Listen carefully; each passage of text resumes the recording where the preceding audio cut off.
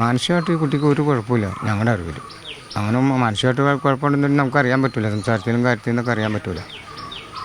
പിന്നെ അവിടെ വിഷയങ്ങളുണ്ട്, കെട്ടിച്ചെടുത്ത വീട്ടിൽ വിഷയങ്ങളുണ്ടെന്നാണ് നിരന്തരം പറയുന്നത്. അതിപ്പോൾ ഇവിടെ ചോദിച്ചപ്പോഴും പറയാറുണ്ട്. അത് നിരന്തര വിഷയങ്ങളെന്നാണ് അവർ പറയാറ്. ഇവിടെ വന്ന് കഴിഞ്ഞ ഒരു മാസം മുമ്പ് ഇവിടെ വന്ന് കുട്ടി ഒരു മാസം നിന്ന് തിരിച്ചു പോയിട്ടുണ്ട്.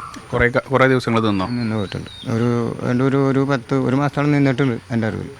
അപ്പോൾ ഈ കുട്ടി ജീവിക്കാൻ തുടങ്ങിയിട്ട് പോലുമില്ല.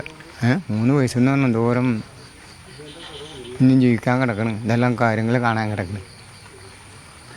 എന്തെങ്കിലും തരത്തിലേ ഇപ്പം ഈ മാനസിക പ്രശ്നങ്ങളോ അല്ലെങ്കിൽ എന്തെങ്കിലും അമിത ദേഷ്യമോ അല്ലെങ്കിൽ എന്തെങ്കിലും ചികിത്സ ദേഷ്യം കാണിക്കാറുണ്ടെന്ന് എനിക്ക് തോന്നുന്നു. സന്ധ്യ ദേഷ്യമുണ്ട്. എൻ്റെ അറിവിലുണ്ട് ദേഷ്യം.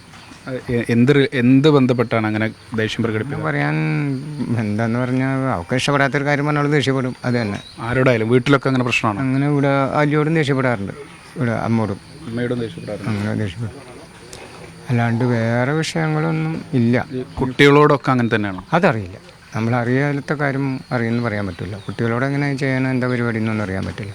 കുട്ടികളോട് ദേഷ്യപ്പെടാൻ സാധ്യതയില്ല. ഇളയ കുട്ടീനെ ഇവിടെ കൊണ്ടുവരുമ്പോഴൊക്കെ അത് വളരെ ഇതായിട്ടാണ് കൊണ്ടു നടക്കുന്നത് ഞാൻ കണ്ടിട്ടുള്ളത്.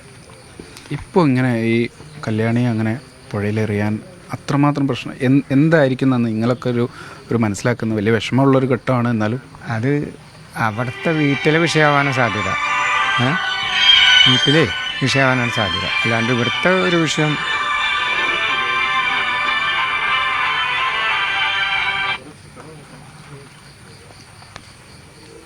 അവിടുത്തെ വീട്ടിലെ വിഷയങ്ങൾ അങ്ങനെ ആവുള്ളൂ. അല്ലാണ്ട് ഇങ്ങനെ ചെയ്യാൻ ഒരു കുഞ്ഞിനെ 3 വയസ്സായ ഒരു കുട്ടീനെ ഇങ്ങനെ ചെയ്യണമെന്നുണ്ടെങ്കിൽ എന്തെങ്കിലും തക്കതായൊരു കാരണം വേണം.